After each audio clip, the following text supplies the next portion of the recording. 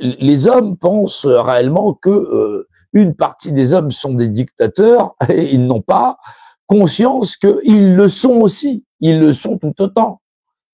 Pour la plupart des gens que j'ai croisés sur cette planète depuis que je suis né, dans chaque individu, il y a un dictateur en puissance.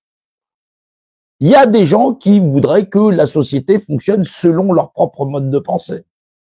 Ça n'est pas possible. Si moi-même j'avais à dire que la société devait être comme ça, je serais un dictateur. C'est ça, le diktat. Penser qu'on puisse introduire sa pensée dans les autres et que ces autrui doit être soumis à sa propre action de pensée. Faudrait qu'on travaille tant d'heures, faudrait qu'on fasse... Mais ça se trouve, il n'a pas envie de travailler, ça se trouve, il a envie de faire autre chose de sa vie, il a envie de peindre, il a envie de... Voilà. Le tripalium, c'est pas pour lui. Penser sa propre liberté, même si c'est dans le système, en disant je vais travailler, j'aurai ma maison.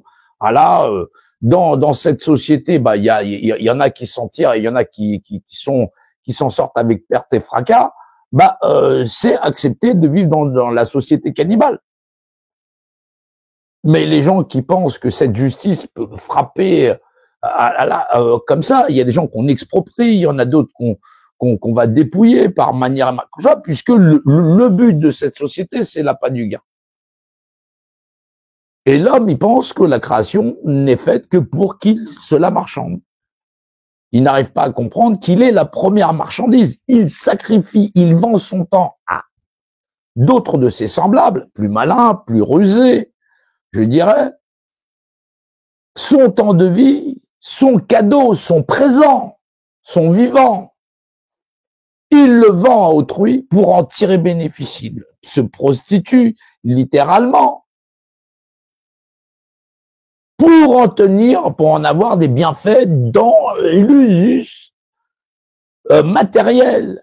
Dans l'use matériel, il veut avoir sa maison, son petit confort.